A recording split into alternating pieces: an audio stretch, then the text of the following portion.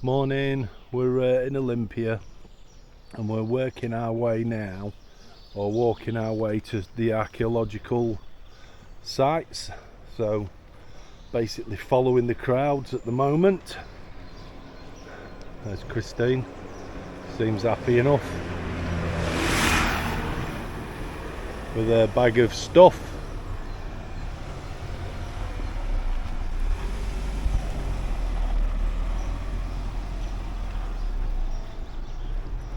But it's a gorgeous morning, although it's forecast to stay like this, but we'll see. The sanctuary of Olympia evolved gradually on the southern slopes of the Kronos Hill. As early as the 3rd millennium BC, there was a settlement in the area of the sanctuary. In Mycenaean times, 1600 to 1100 BC, it is clear that a wider area was inhabited. The sanctuary, dedicated primarily to Zeus Olympios, began to take shape during the 10th to the 9th century BC. The first monumental buildings were erected in archaic times, 7th to the 6th century BC. New buildings were gradually added in order to meet the ever-increasing requirements of the sanctuary. During the Classic period, 5th to the 4th century BC, the sanctuary reached its peak, and by the end of the 4th century BC, the area had achieved its final form. This building was the Cronion Thermae, a large building complex with many architectural phases and functions. Over the central court and baths of the Hellenistic period, rooms where impressive mosaics were constructed in Roman times. It was destroyed by an earthquake at the end of the 3rd century AD. The last repair dates back to the 5th century AD. During that period, Thermae functioned as a place for agricultural activities.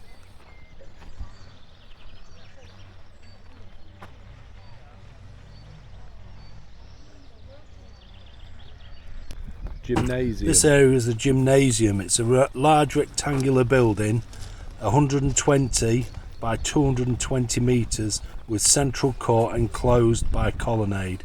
It was a training area for practice in foot race, javelin and discus throwing. A monumental vestibule was added to the southeast corner of it at the end of the 2nd century. Training also used to take part outside of this area in a courtyard.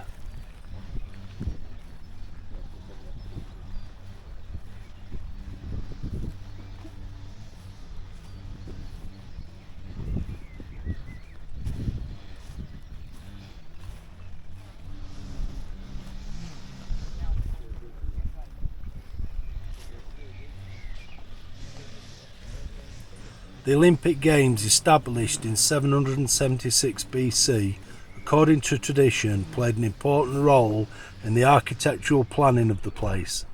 Additions and alterations were made to the architectural arrangements during the Hellenistic period and in the Roman imperial times. The sanctuary itself, the Altis, was separated from the rest of the area by a precinct wall and was entered through 3 main gates, 2 on the west and 1 on the south side. The wall enclosed the temples and the buildings that were directly connected with the cult. Outside the wall stood the buildings serving the needs of the visitors of the sanctuary and of the athletes during the Olympic Games. Priest houses, baths, hostels, gymnasium, palæstra, activities all in the Altis were greatly limited, with the edict forbidding the festivals of the great sanctuaries in AD 393. The destruction of the monuments were ordered by imperial decree in AD 426, and the devastation was completed by an earthquake that struck the region during the 6th century AD.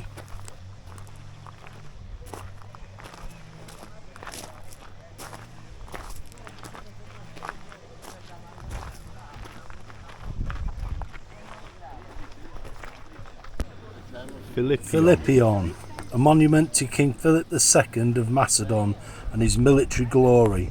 This structure proclaims the Macedonian might over the rest of the Greeks.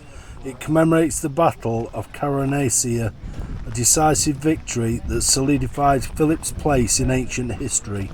Beside him is his son Alexander, who would become known as Alexander the Great, and see the Philippion completed in time to cement his place, not just as royalty, but also as a hero himself.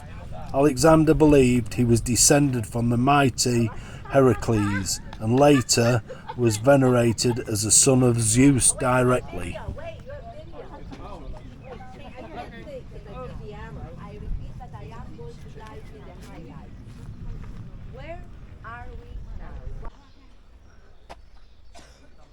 Palaestra.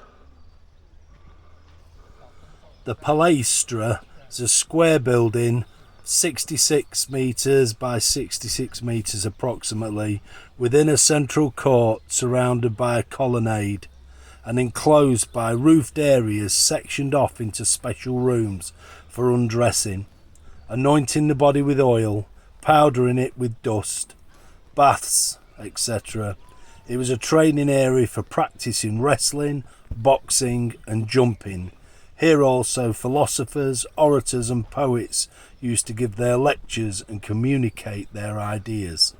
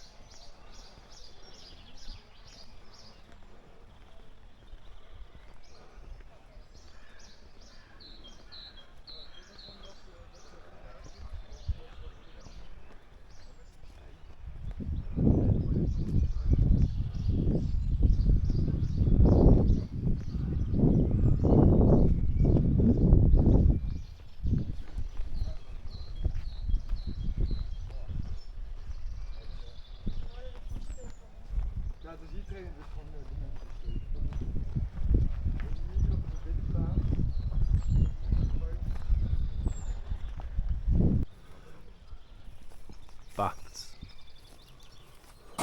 In the 5th century BC, baths with an open-air swimming pool were built near the river Cladios. The baths were enlarged around 300 BC and equipped with rooms heated underneath, and around 100 BC, in the Roman times, close to these baths were built the so-called Cladius Thermae or West Thermae. Some of the impressive mosaic floors of the building are still well preserved, and we'll see those later.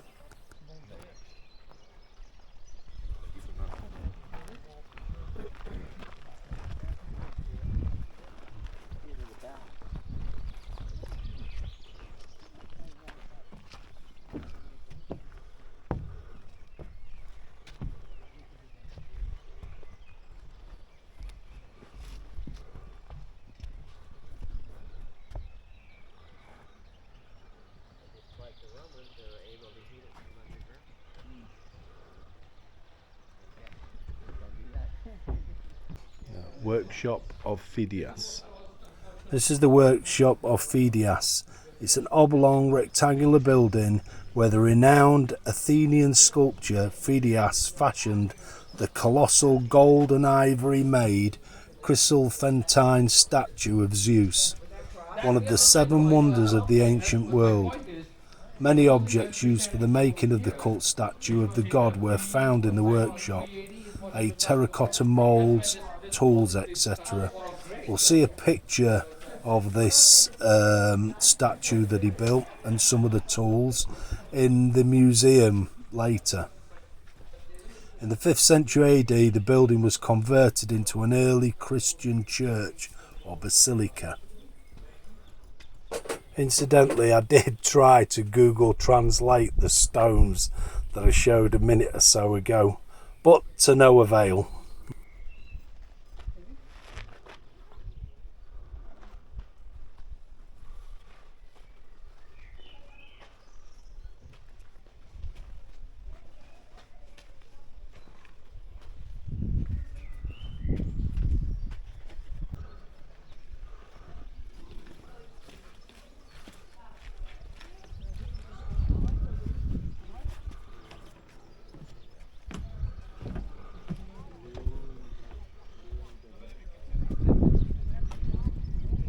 Leonidian. Leonidian is a large rectangular building, 75 metres by 81 metres, for the accommodation of the officials. It's built around 330 BC. It was named after the architect and donator Leonidas from Naxos. The rooms are arranged between an interior peristyle court of Doric order and an outer iconic colonnade. In Roman times, the central court was converted into an open-air swimming pool.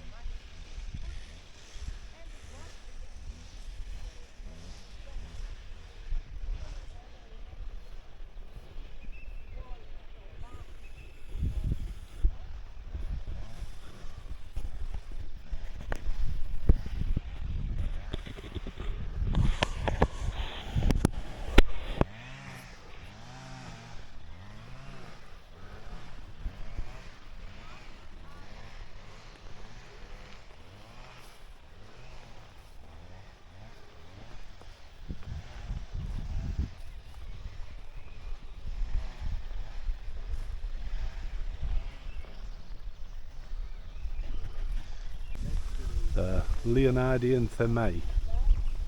Leonidian Thermae is a small, well-preserved bath, part of an extensive and devastated building complex. It was a guest room. Mosaics and a perfect wall heating system are still preserved. In the 5th and 6th century AD, the building was converted into a wine factory. A kiln furnace was used for glass manufacture.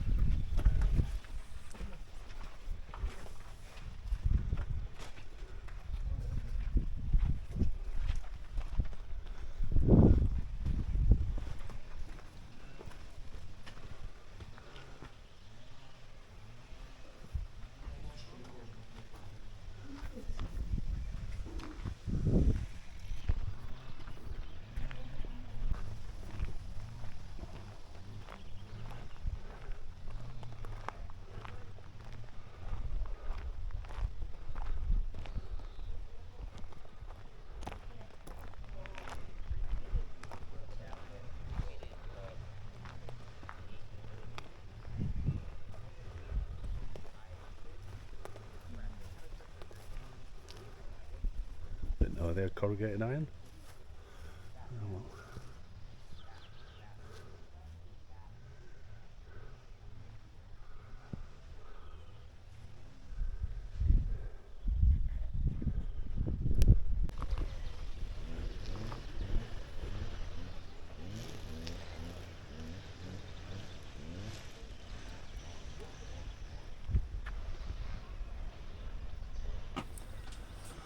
The south portico. It formed the southern boundary of the sanctuary with a facade towards the river Alphaeus. South portico. It consisted of an interior Doric colonnade and an outer Corinthian one.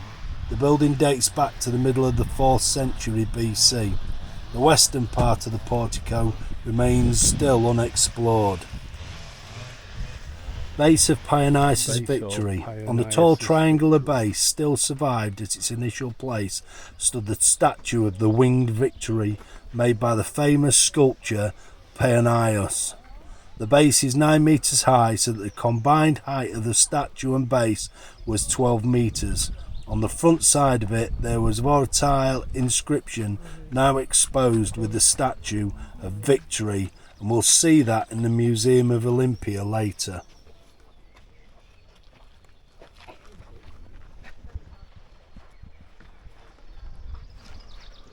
The Council House Bouleuterion. The Council House Bouleuterion, meeting building for the Olympic Council. The statue and their altar of Zeus existed in the central square building between the two Espidal ones. Here the athletes and the judges took the sacred oath before the beginning of the games. An Ionian portico was added on the east side of the complex in the 5th century BC.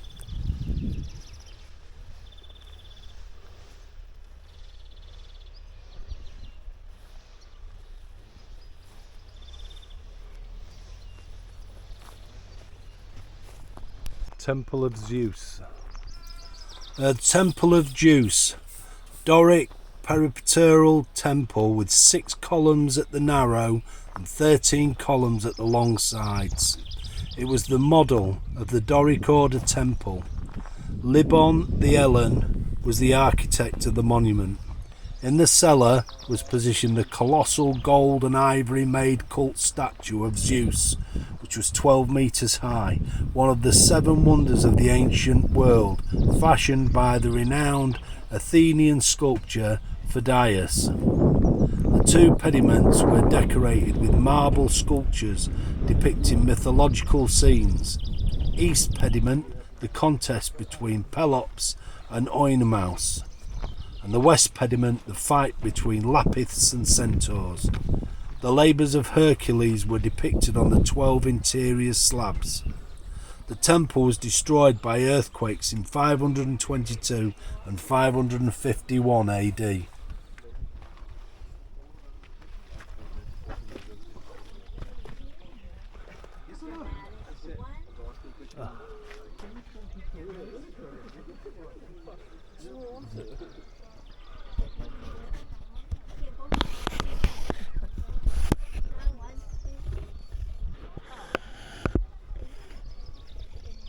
Reconstruction of the northwest corner column of the Temple of Zeus was carried out for the 2004 Olympics.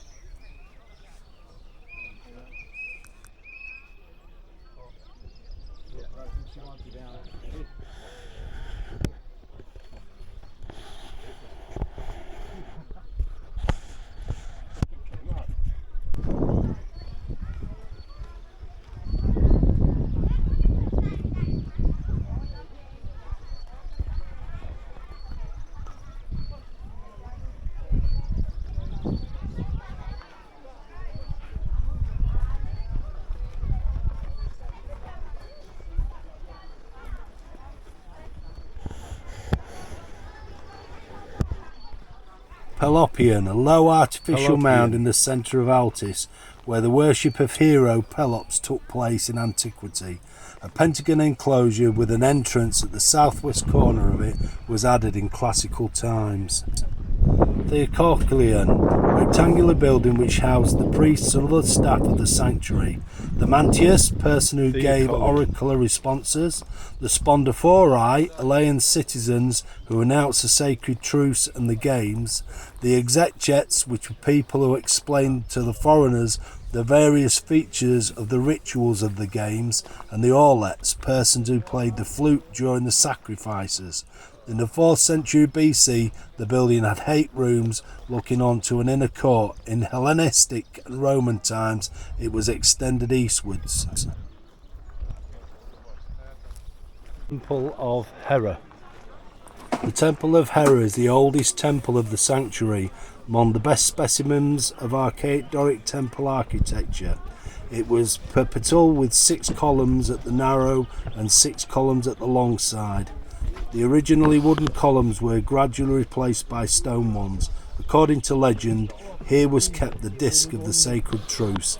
In Roman times, a statue of Hermes, made by the sculptor Praxilatus, was positioned in the cellar.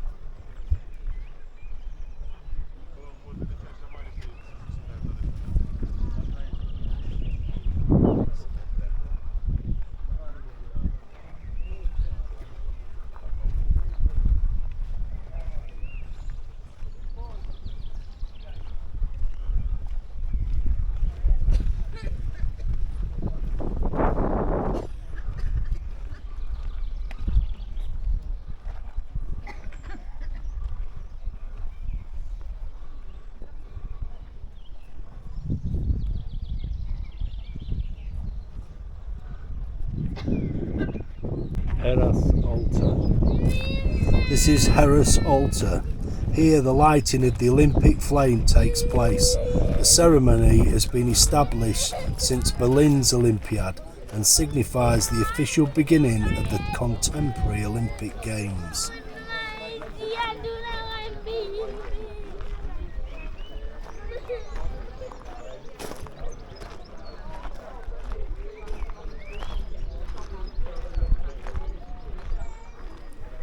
The Nymphaeon, a monumental fountain aqueduct donated by Herodes Atticus and his wife Regilla to the sanctuary. The niches of the semicircular two-storey building were adorned with statues of Herodes Atticus or the emperors Antonius Pius, Hadrian, Marcus Aurelius and members of their families. Some of these statues can be seen in the museum, which again we'll visit later.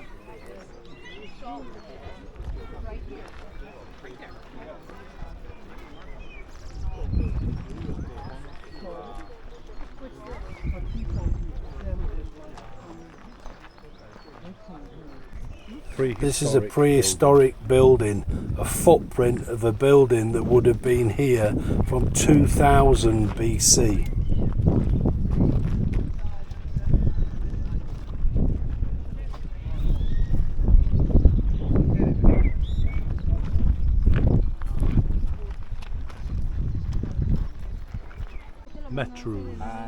Metru, Doric Pateral temple with 6 columns at the narrow and 11 at the long side. It was dedicated to the Mother of Gods, Rhea or Kybele. During Roman times, the temple was used as a cult place in honour of the Roman emperors, and the cellar was adorned with their statues. The bases of Zanes. The Zanes, plural form for the name Zeus, were bronze statues of Zeus placed on the 16 survived bases. They were erected with the fines imposed on athletes who had committed the offence of cheating. The inscriptions on the bases named the athletes and the nature of the infringement for which he was penalised. The position of the Zanes along the way to the stadium was a warning to all competitors. This is the monument of Ptolemy II. During the turbulent age of the successors following the death of Alexander the Great, the Ptolemaic dynasty, based in Alexandria, Egypt, sponsored around 270 BC the construction of a monument in front of the Echo Stoa.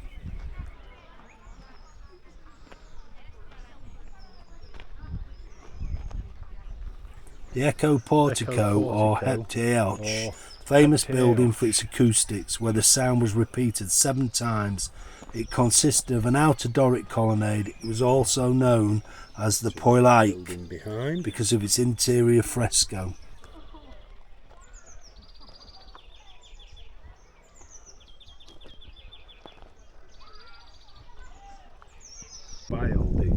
Sea Building, Nero's house, octagon. Elaborately built villa with a purpose-style court, many rooms, gardens and a luxurious bath. The so-called octagon, the mosaics and the arched roof of the bath are still well preserved. In the 1st century AD, the building had replaced the sanctuary of Hestia as well as other buildings of the classical times. During the 3rd century AD, the southeast building underwent alterations. The edifice was recognised as temporary residence for the Emperor Nero, who'd lived at the sanctuary during the petition of the Olympic Games of 67 AD.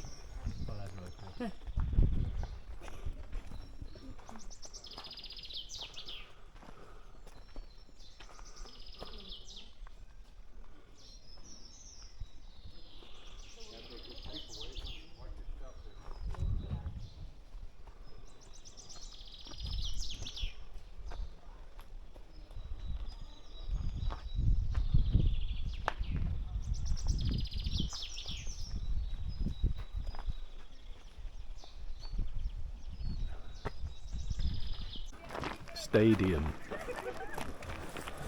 The present final position of the stadium is that of classical times. The track dimensions between the stone starting and finishing lines is 192.27 metres by 28.5 metres. The embankments did not have stone seats, except for the preserved platform, etc., for the judges at the Olympic Games. Helena Dyke on the south one. On the north embankment, still visible, is the altar of the Demeter Hamye. The capacity of the stadium is estimated to be 45,000 spectators. A monumental entrance was erected at the west side of it in the late Hellenistic period.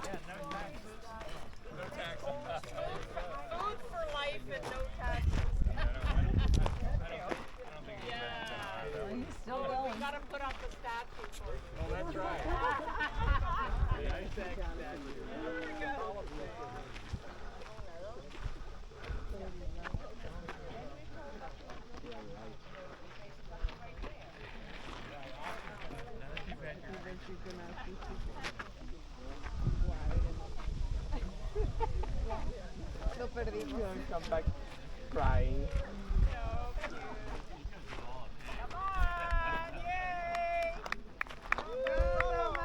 Let's go, Thomas!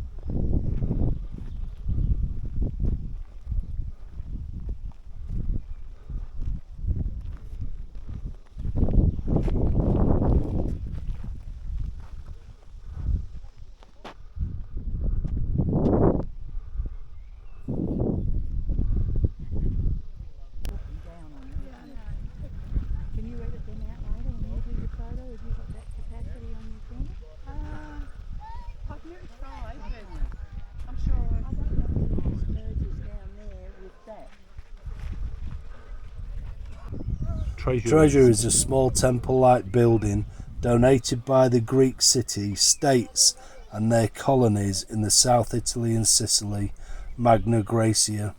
To the sanctuary, only 5 out of the 12 ruined treasuries are identified with certainty.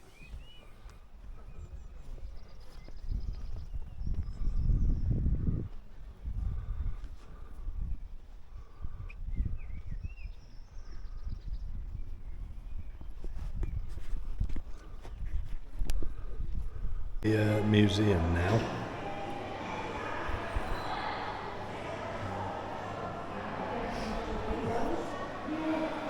Have a look at some of the artifacts.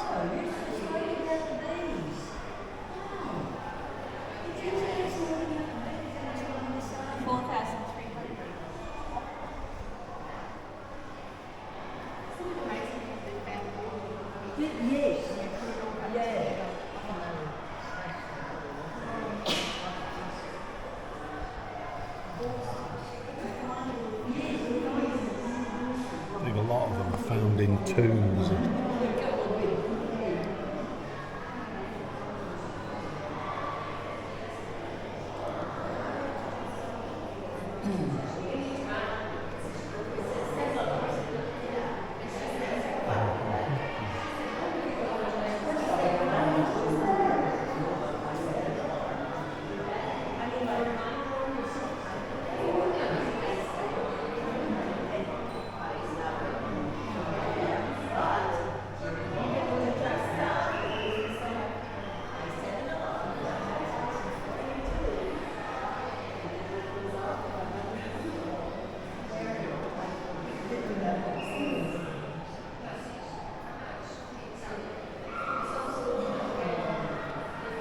And this is bronze.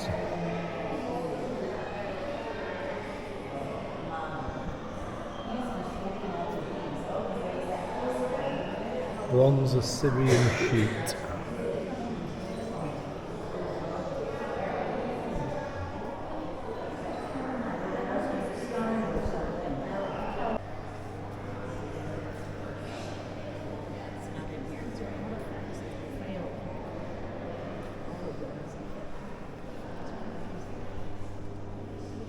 And these were from the Great Altar of Zeus.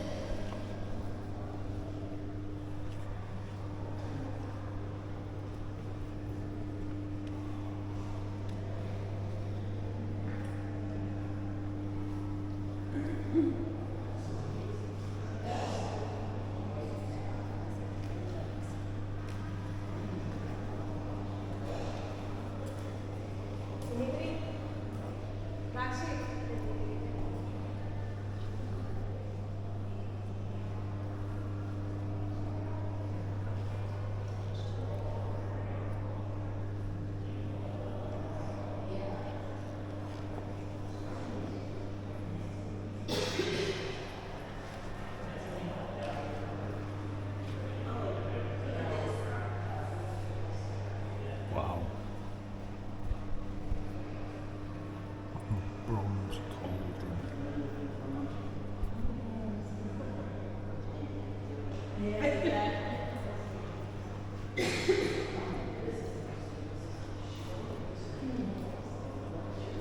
So these date back to the 6th and 7th century BC.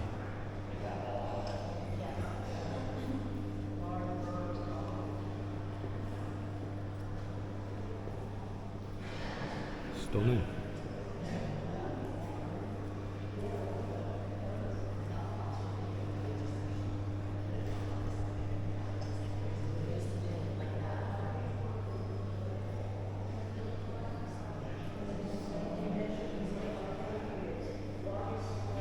The cauldron, you can just make out on it some design that's been put on it. It's really spectacular. Wow. There's a section off a shield.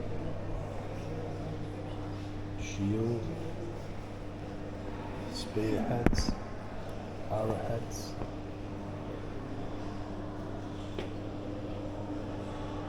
Wow.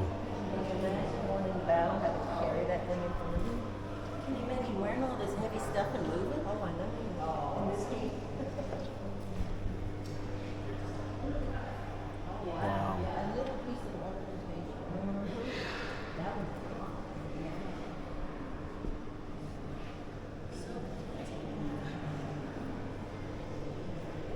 Corinthian helmets.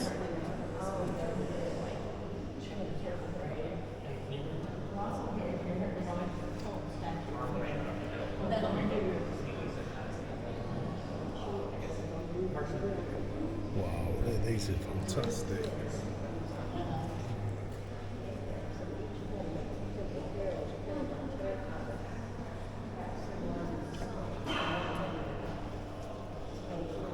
Conical helmets.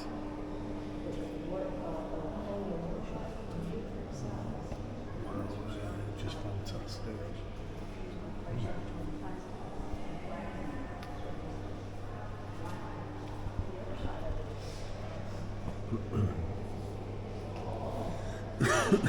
Defensive equipment, so armour really for arms, legs.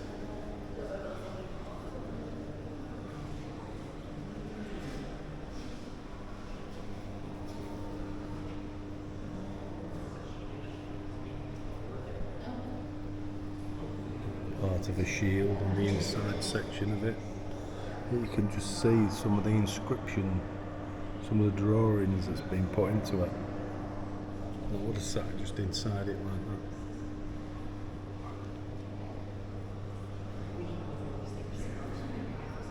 that. Chest plate. If I look really careful, I'll show the picture first. There's the picture, and if you look really carefully, you should just be able to see how it's all inscribed. Brilliant.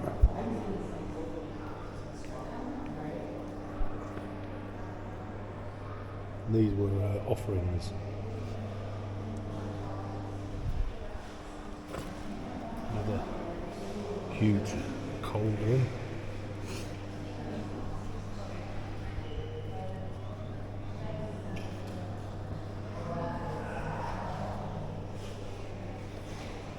These are all bronze sheets.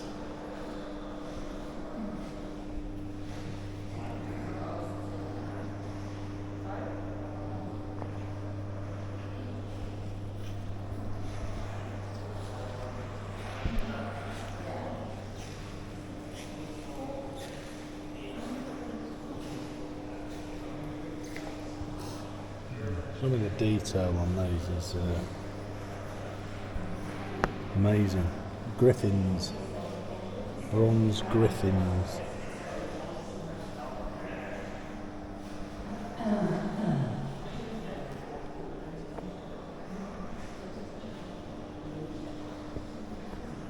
Wow.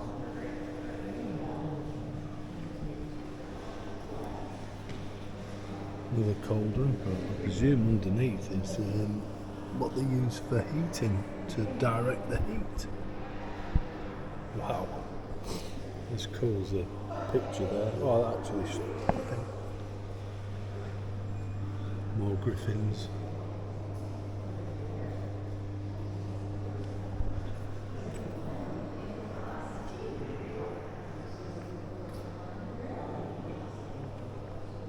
These attached to the cauldron, these would have been attached to the side of the cauldron. Same as these, winged figures would have been attached onto a cauldron.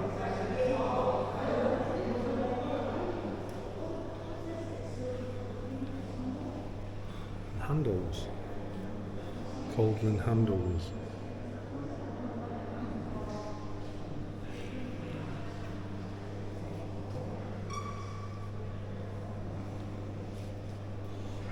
Tripods for the cauldrons.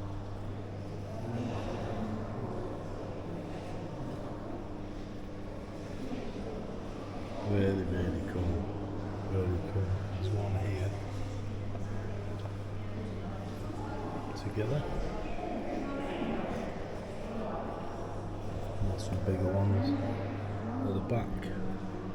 It's on the temple of Haraon, and it's a terracotta kind of pot type thing. Is it absolutely massive? I think it was possibly representing the sun or something like that.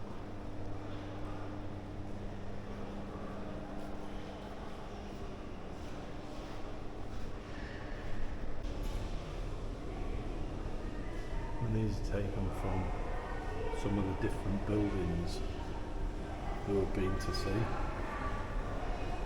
I mean, obviously kept here because it preserves them. But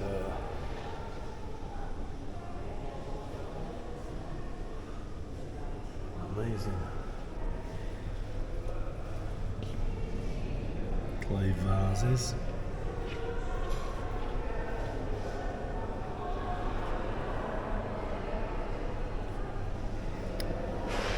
Corinthian vases.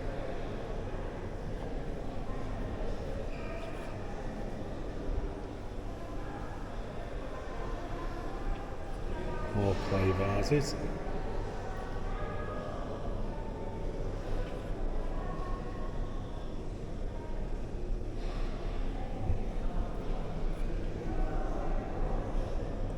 And bronze. I think they call them vases, but like a pot, their lids.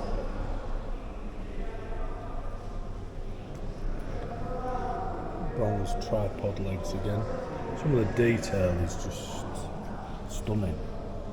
You have to look carefully sometimes, but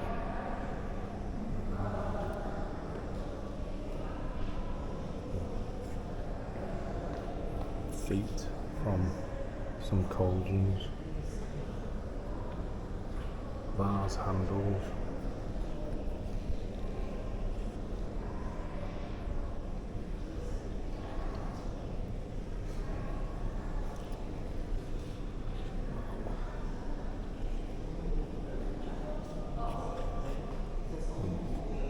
Some utensils. Vase handles. Ornaments.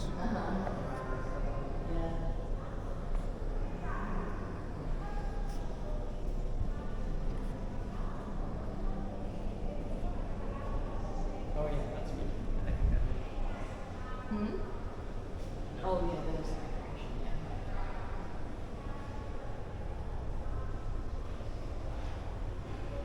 So this would have been like the roof of a temple.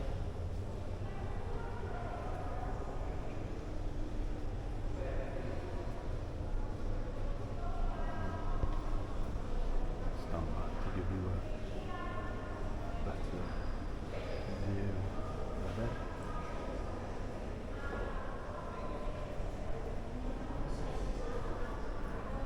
It's a bronze horn and ear of a bull.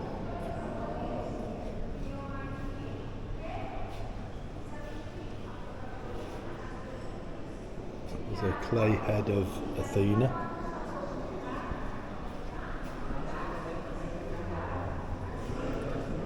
Terracotta lion. Terracotta dolphin riding the waves.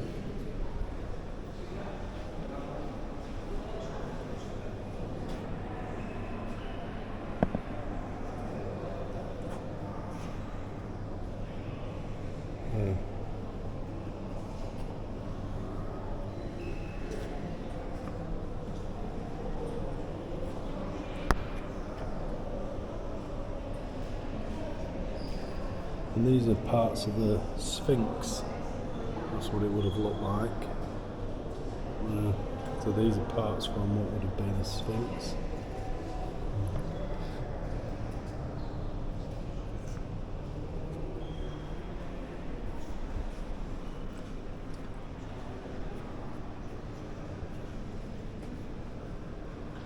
Zeus and Ganymede.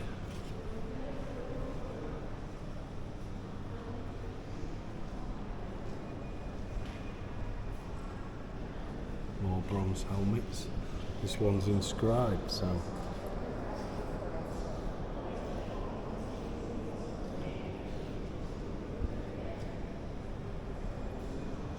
and there's a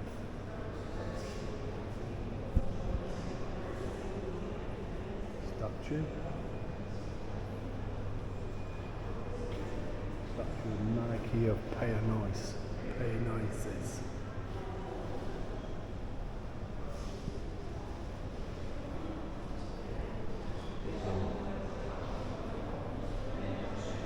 Nike.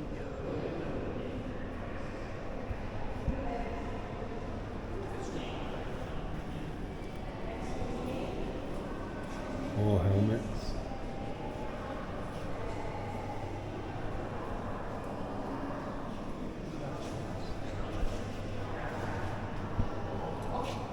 Parts of bronze statues.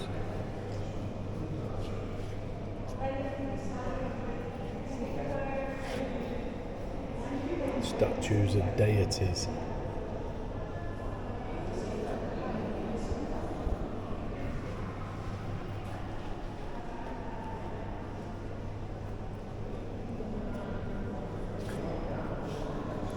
Bronze utensils. And bronze weights.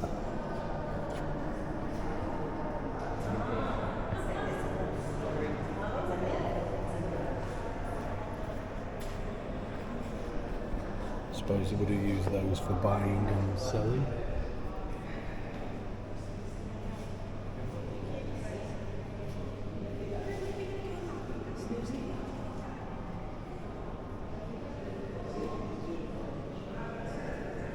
It's a clay body of a warrior.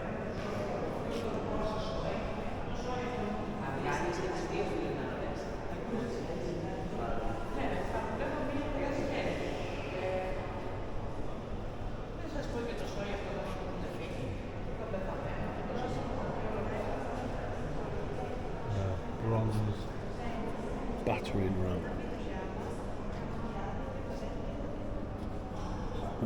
The ram depicted on it too.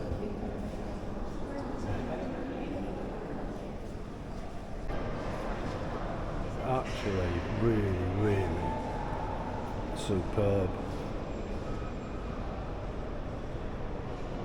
Best collection I've seen, I must admit.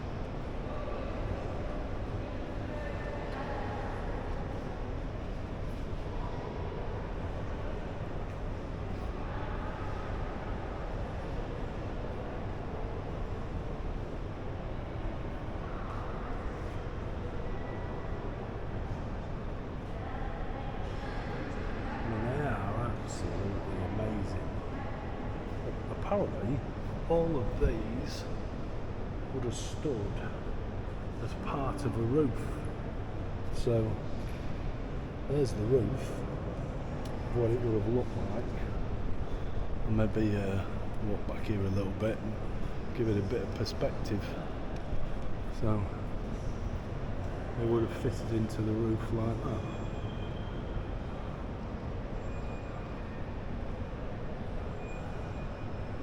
Wow, what a building that must have been.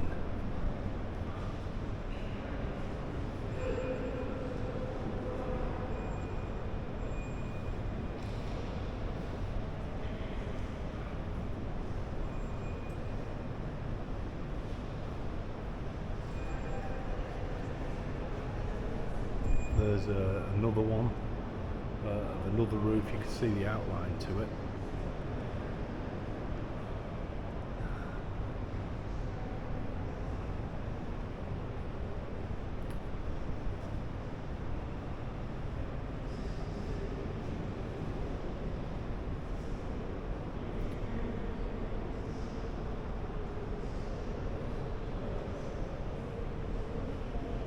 Absolutely fantastic.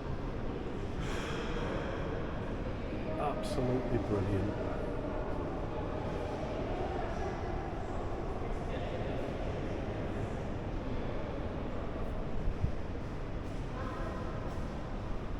I mean,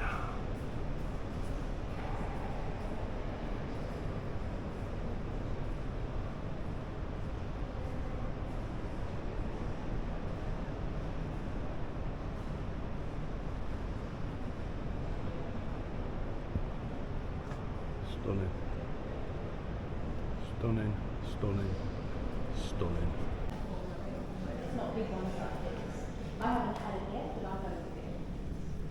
This is a model of Phidias' workshop, and he made this, which is a statue of Zeus. This Levantine statue of Zeus.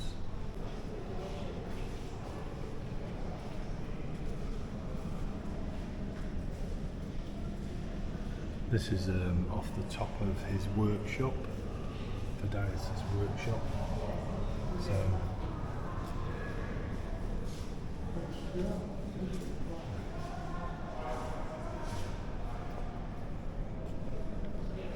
everything you're seeing here came from that workshop, or was found in that workshop.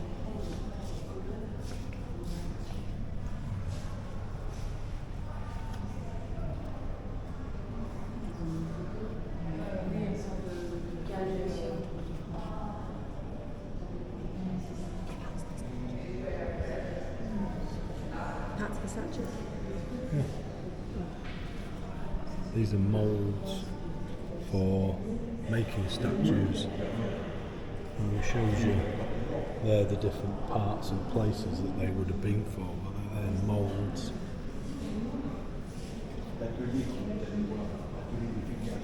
These make garment folds.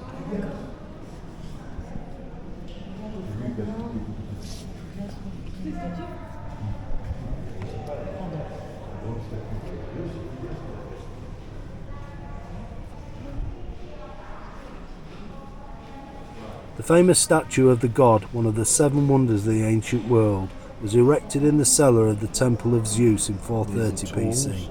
Its creator was the great sculptor Phidias, who in most opinions, after completing his work on the Acropolis in Athens, was invited to Olympia to make a statue of Zeus. The accurate description of the statue by the traveller Parnassus in the 2nd century AD has been confirmed by an Alaean coin that was circulated in his time. On one side it depicts the head of Zeus, and on the other the enthroned statue of the god.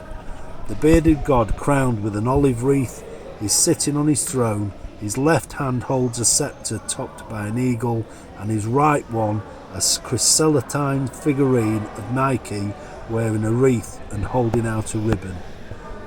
The core of the statue was of wood, on which the gold sheets were fitted, depicting the god's himation hair and shoes. The unclothed parts of the god, such as his face, torso and arms, were of ivory. The throne of the statue was made of ebony and gold and decorated with precious stones. There was a Nike on each of its forelegs. The spaces between the legs on the throne were closed by screens with painted representations by the famous ancient painter. Paianos, to protect the statue from the damp, they rubbed it with oil, which was collected in a small tank in front of it. The crystalline statue of Zeus, with its impressive height of 12.4 metres, was so perfect that, according to legend, Zeus approved it and hurled down a thunderbolt as Philadeus had asked him. The statue remained in its place for 8 centuries. In the 4th century AD, it was transported to Constantinople, where it was destroyed, probably in 475 AD, by the great conflagration that devastated the city. This is Hermes of Praxiteles. It was found during excavations at the Temple of Herrera in 1877. The messenger of the gods, charged by Zeus to take the infant Dionysus to the nymphs who were to nurse him, rests on the way, having thrown his cloak over a tree trunk.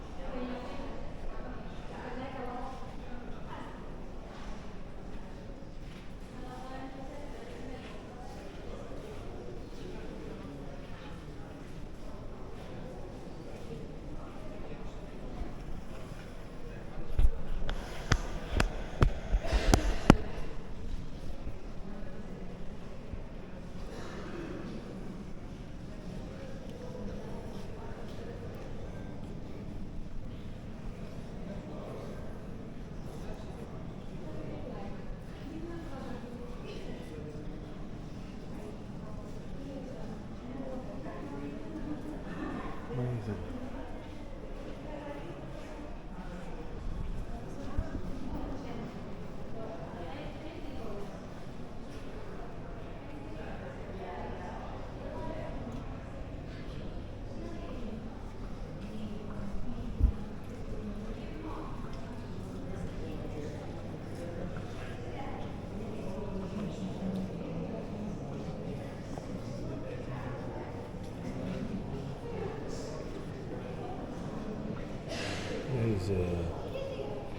The finds are absolutely beautiful. Black pots and things are from the Hellenistic period.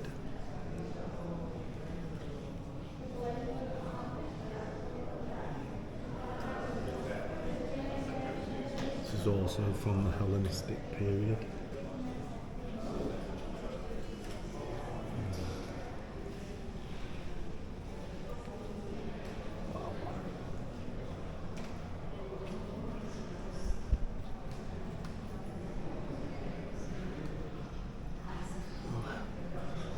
Probably a statue of the Emperor Marcus Aurelius.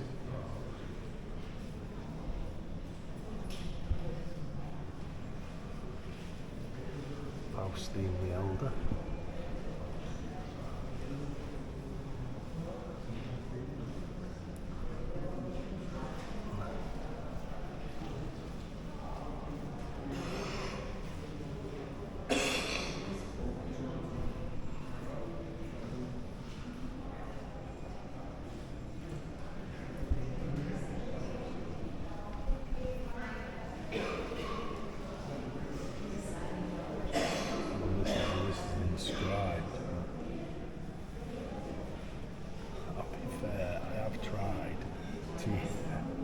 Google Translate, but that doesn't work.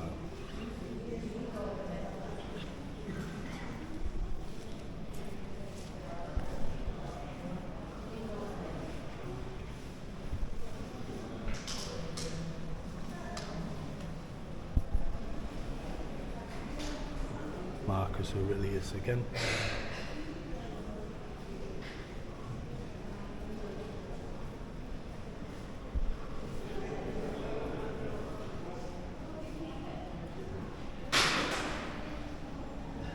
the Emperor Hadrian.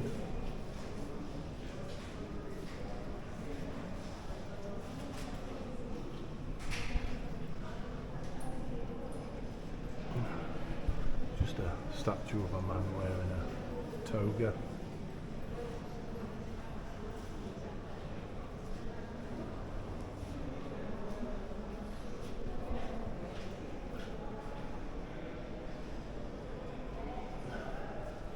Agrippina the Younger.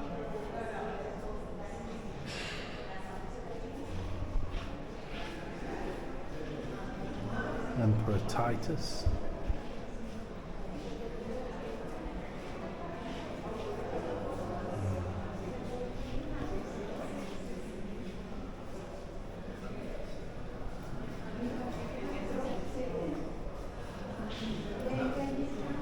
Domalitia.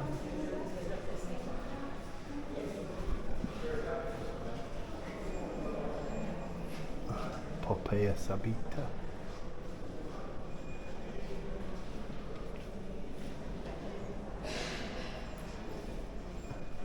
Elien.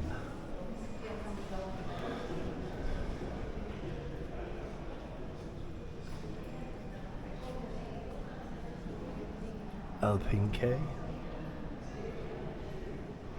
My pronunciation is probably a mile out, but Corsida tenutia.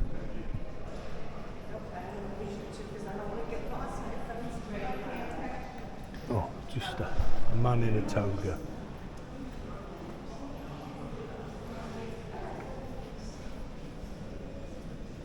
A woman in all that regalia. Just a statue of a man.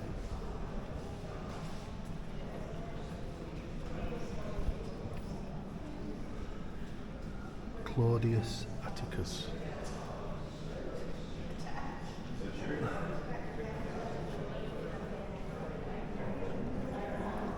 Poppy of Aphrodite, daughter of Herodes Atticus.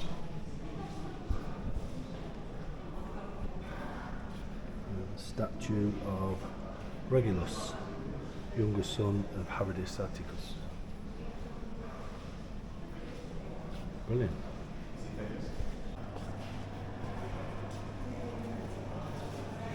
Various tombs. Is this a wall? Armors, tombs.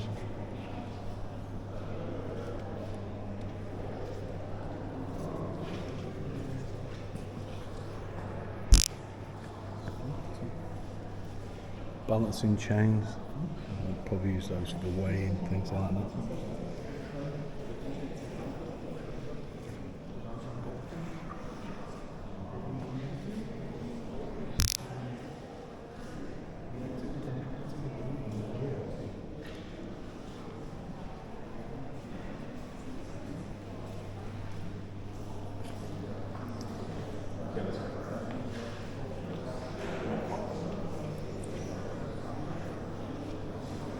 Some signet rings.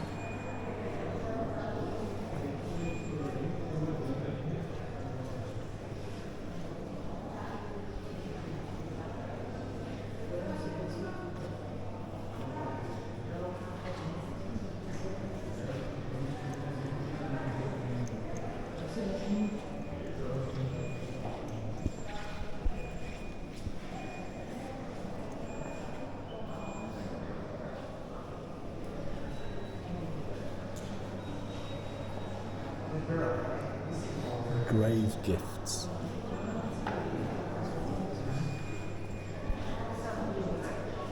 These are all taken from the cemetery.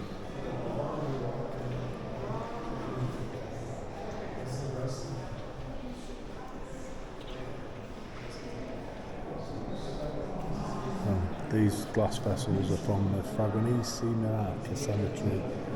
This case and the two next ones contain glass vessels found in the excavation that date from the 1st to the 4th century AD. So this glass, wow, it's over 2,000 years old. Well, it's 2,000 years old. Between the 1st and the 4th century. It's fantastic.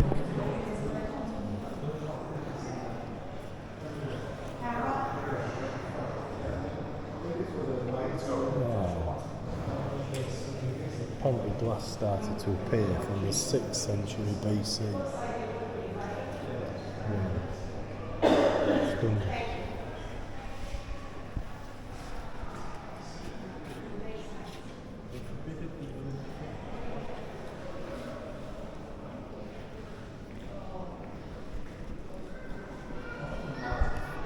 That was absolutely fantastic, absolutely brilliant.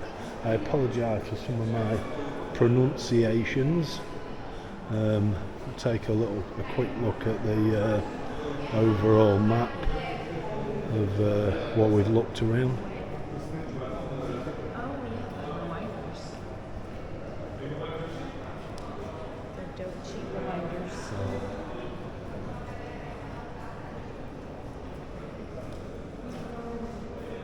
There's the stadium.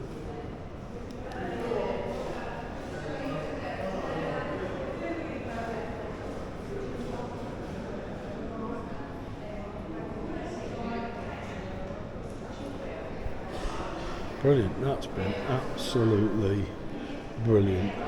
One of the best museums I've been in. Really, really good. This is a statue just outside of what would have been the Emperor Vespasian.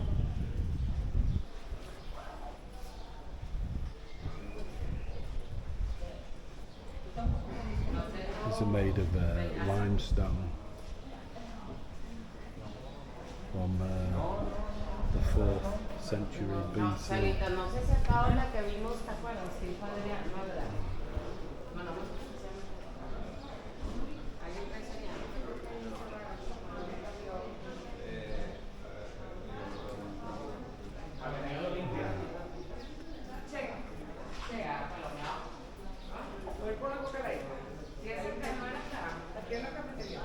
This inscription, apparently, I don't know if you can actually see this, the writing that's on it, but the writing is to do with Apollo's sanctuary.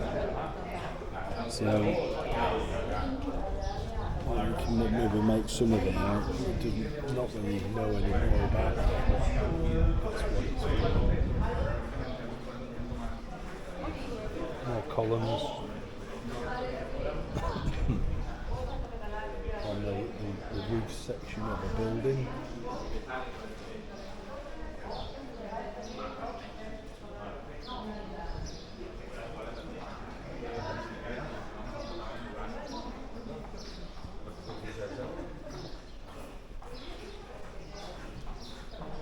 Wow, absolutely fantastic.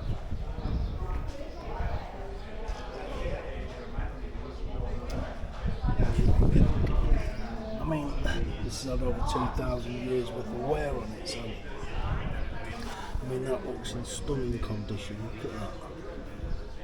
That was brilliant.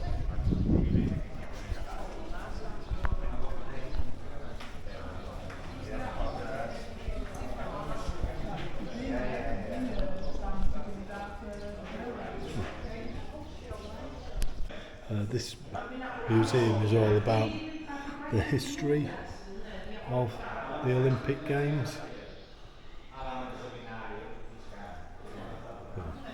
There are two different traditions link the Olympic Games with Heracles. The first, mentioned in Pindar, the first half of the 5th century BC, recognises the founder of the Games in the Theban hero who held them for the first time after his successful campaign against Augeas, the king of Elis. The object of this campaign was to punish Augeas, who had refused to compensate Heracles in accordance with their agreement for cleaning out his stables. Heracles is credited with defining the boundaries of the sacred grove, introducing the wild olive from the lands of the Hyperboreans, and instituting the foot race and the chariot race. Wrestling. The second tradition is to be found in Pausanias, 2nd century AD, and attributed the founding of the Olympic Games to Idaean Heracles, who came from Mount Ida in Crete. Together with his brothers, the Dactyloi, he marked out the length of the stadium with the sole of his foot, organised the first foot races, introduced the wreath of wild olives as the prize, and fixed the length of the Olympiad at 4 years, one for each of his brothers.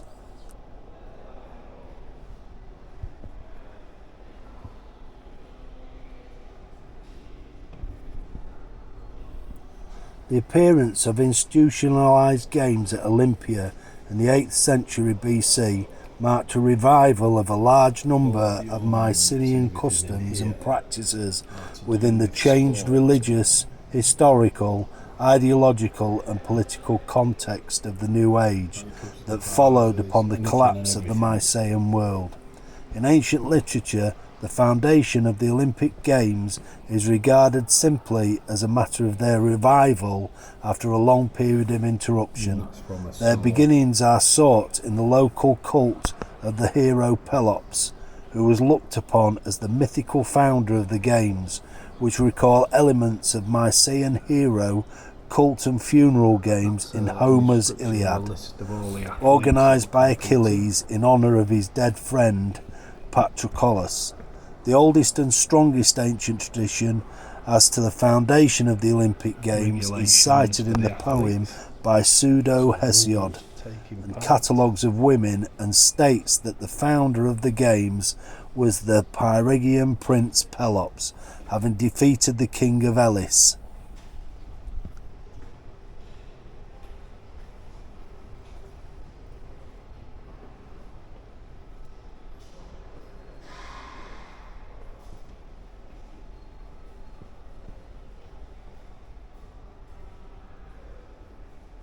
Zeus was the dominant god in the sanctuary at Olympia, and his cult there was one of the oldest in Greece.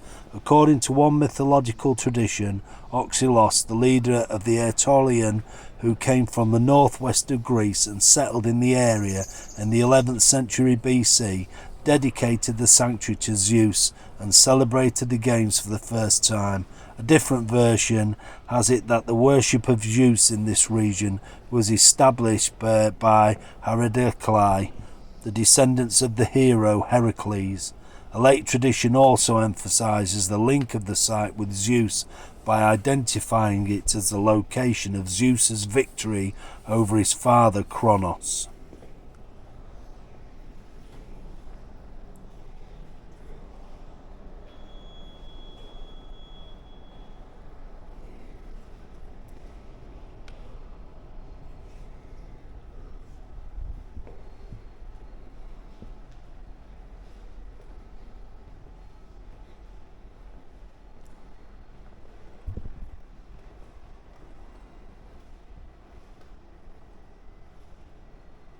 Two essential requirements had to be met for athletes to compete in the Olympic Games.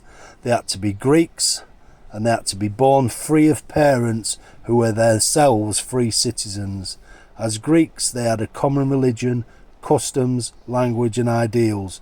As free citizens, they were members of a community and shared the same perceptions of the existence of the free individual who trained to become the best. Athletes had to travel to Elis, the headquarters of the organising city, 1 month before the beginning of the Games. This regulation was strictly enforced by the organisers of the Games.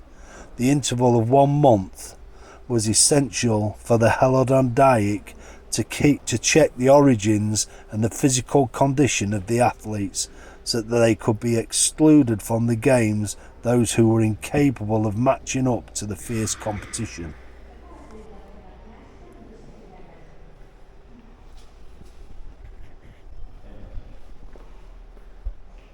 Apologies for the upside down mosaic.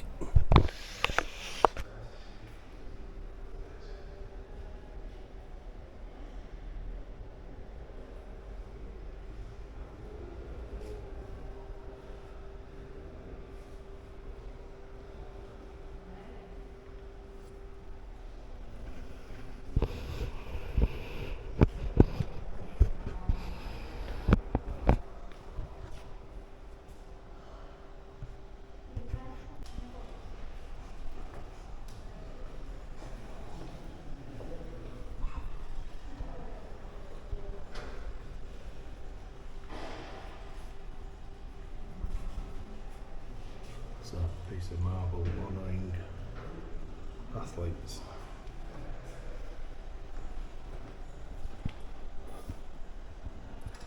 Wow.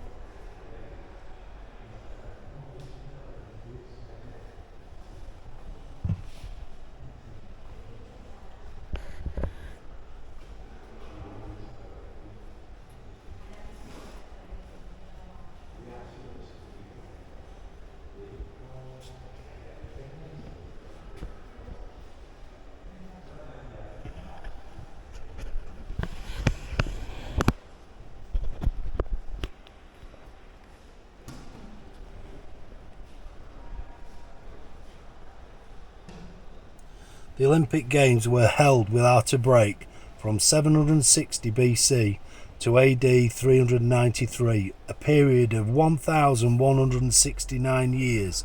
They took place every 4 years, the second full moon after the summer solstice, a date that coincided with the 8th solar month of the Alaean calendar, which corresponded with August in the modern calendar. The duration of the Games was directly related to the number of events from the beginning in 776 BC down to 684 BC, when only athletic events were held. They lasted a single day from 680 BC, the 25th Olympiad, when chariot races were introduced. The period was increased to 2 days in 632 BC with the introduction of the boys' events. A third day was added. Finally, 2 more days were added in 472 BC to ensure a smoother organisation of the events, making a total of 5 days. The responsibility for the organisation and conduct of the Olympic Games lay with the Alaeus.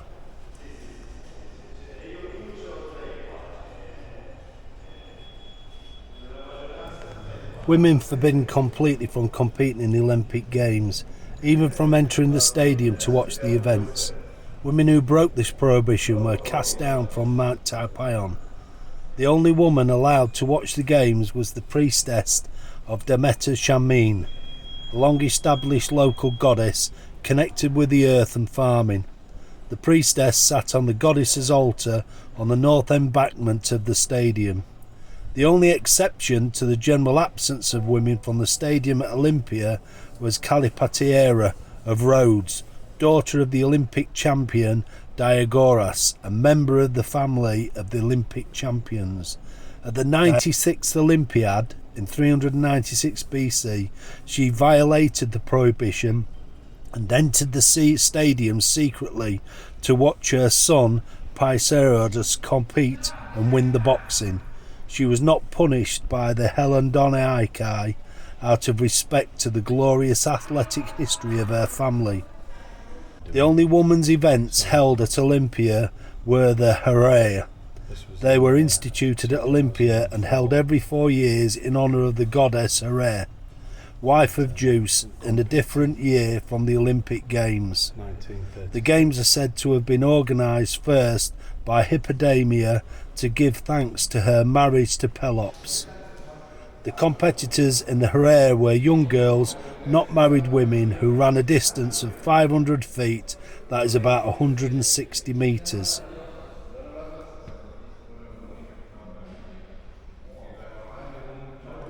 Wow, that's one big shield.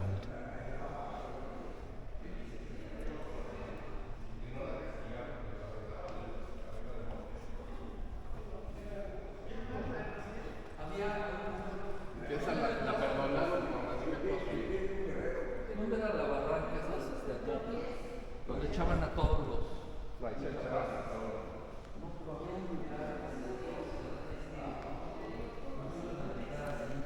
The glory and fame surrounding an Olympic champion in the ancient world was itself a great blessing, and for an athlete to be crowned by the cotinos woven of branches of the sacred wild olive was the highest honour that could befall a mortal.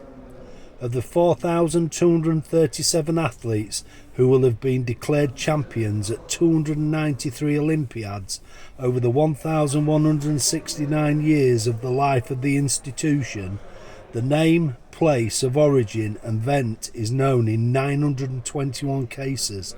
Their names were recorded in the list of Olympic champions compiled in the 4th century BC by the sophist Hippias of Elis, who presumably based it on the official archives kept in the Bouleuterium at Olympia.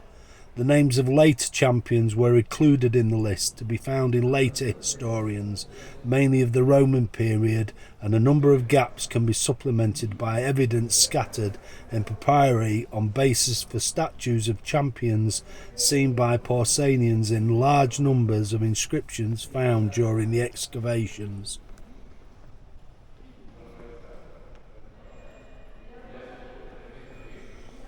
After the victors had been announced and received their prizes, sacrifices were made on the altar of Zeus, followed by a celebratory banquet given for the champions of the Elias organisers in the Prytaneus at Olympia. When the champions returned to their native cities, they were given a welcome on a par for that of the generals returning from victorious campaigns. Games included wrestling, boxing, fighting in armour, boys' games, chariot races, equestrian events, running, jumping, discus and javelin.